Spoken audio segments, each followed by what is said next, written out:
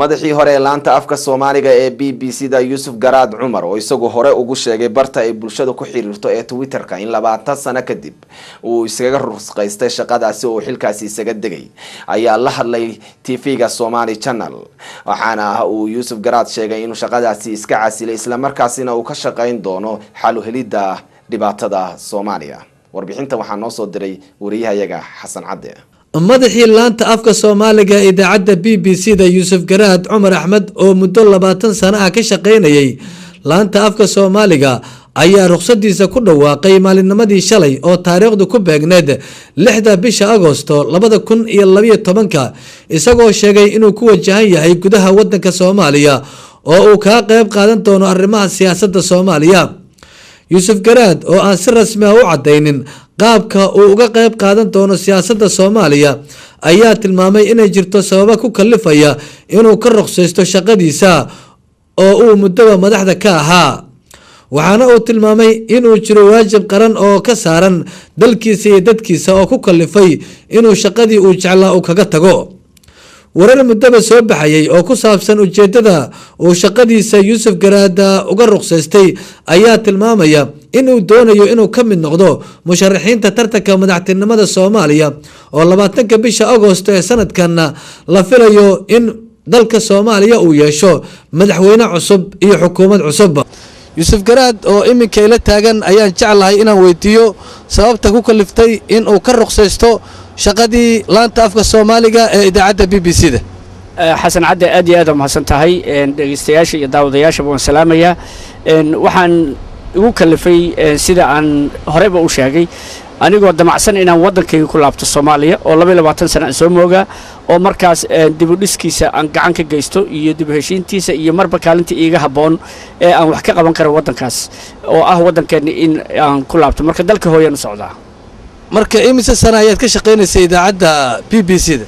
20 sano ayaan ka shaqaynay sanadkii 20aad ayaa ii socda hadda 20 sano 13 sano kamida waxaan madax ka ahaa laanta Soomaaliga waa tahay marka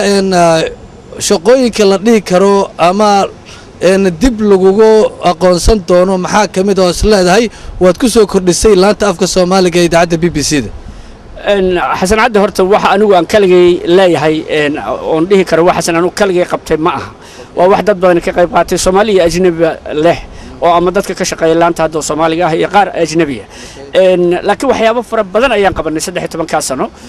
waxa kamid ah in idaacaddu 2 idaacadood ahayd hadda 4 idaacadood ay tahay oo waqtigeedii intuu ahaan jiray 100% ka badan aan ku kordhinay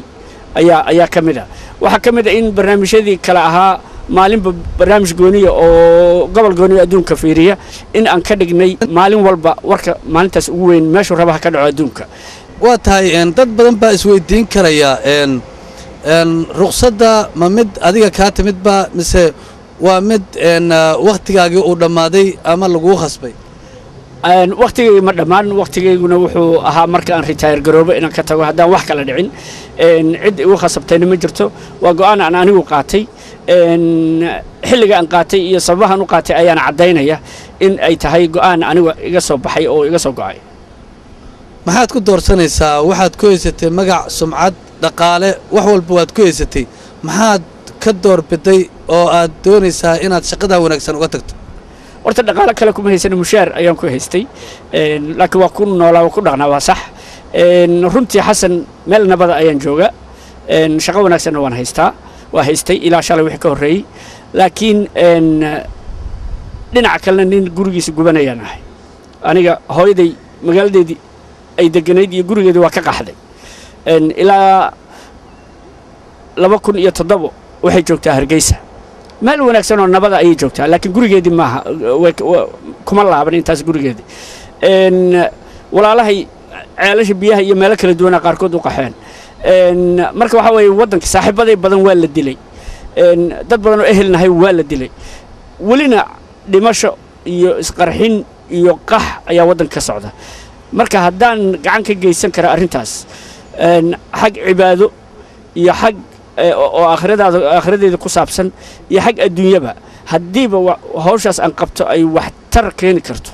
in aan taas ku doorsadaan rabaa hadday wax tar keeni weydana ugu yaraan niyaddii inay ii qanacsan tahay inaan isku dayay laakiin aan ku guulaysan waayo